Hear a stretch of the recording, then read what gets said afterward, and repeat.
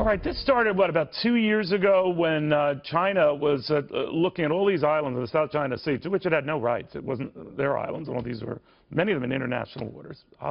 Then just took them over, built them up, militarized them, and now adding some missile sites to sort of stick this further in our face. What are we dealing with here, and how do we respond? Former Secretary of the Navy, former Democratic presidential candidate, Senator Jim Webb. His first interview, by the way, since announcing that he will not be running for president as an independent. Sir, it's very good to have you. Thank you for coming. Well, thank you. Good to be with you. What do you make of this? Because this is getting to be repetitive here. I'm told that at least a dozen such islands, some say many more than that, but that they're, continuing to do this with little fallback. What do you think? Well, let me make 3 quick points here. The first is this is a classic case of incremental expansionism by an expansionist, unelected authoritarian state. It affects our relations with China. It's been going on. I've been talking about this for 15 years, actually. First, they make false claims of sovereignty.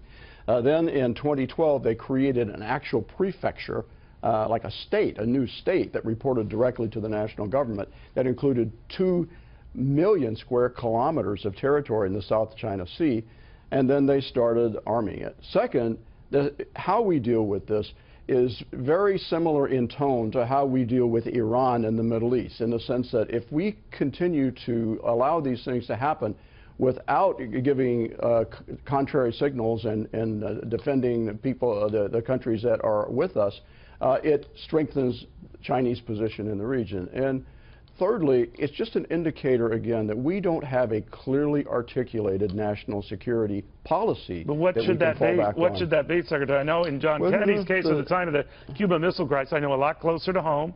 I know a much smaller swath of waters here.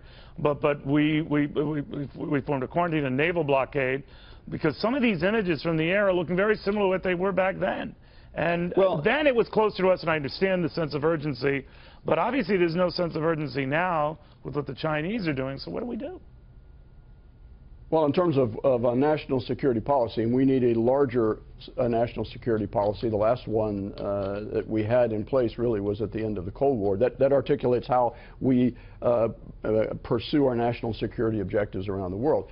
Tactically, with respect to what China has now done, we need to strengthen our relations with the second-tier countries in the region, Japan, the ASEANs. We've kind of been doing that. That hasn't But it's not stopping the Chinese, right? They're still doing it. So do we need to send ships there to the region just to expand our presence? We've done that, but the ships that we've sent have been dealing with sort of tactical issues rather than the strategic issues, and rights of innocent passage rather than asserting that the Chinese do not own these areas. But the other thing we need to do is send a very clear message to China that in dealing with an authoritarian, unelected government, we are going to defend the sovereignty of these areas. And when you say defend, does that mean blockading that area? It's a wider area, certainly. What does it mean to defend? What does that mean? I think we should clearly signal that we are not recognizing their sovereignty.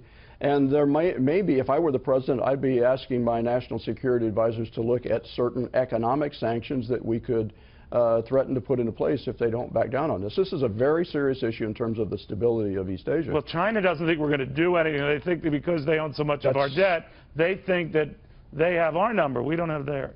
That's exactly what's been happening, is that there are too many people in our national security policy structure who are worried that if we send any of these signals to China, that there will be economic implications. But these are the kinds of issues, along with cybersecurity, that we really do need to be stepping up in a very direct way with the Chinese government. Yeah, because to your point, they don't exactly seem cowed by anything that we're doing. No, the last few years, when they created this prefecture in 2012, in June of 2012, and we did nothing about it. Our position in this region is we're not going to take a stand on any of these sovereignty issues, and if you don't take a stand in the South China Sea, then you are taking a stand because you're saying that China can dominate these areas, and none of these other countries in the region that can do it in a bilateral way. Secretary, thanks for taking the time. We very much appreciate it.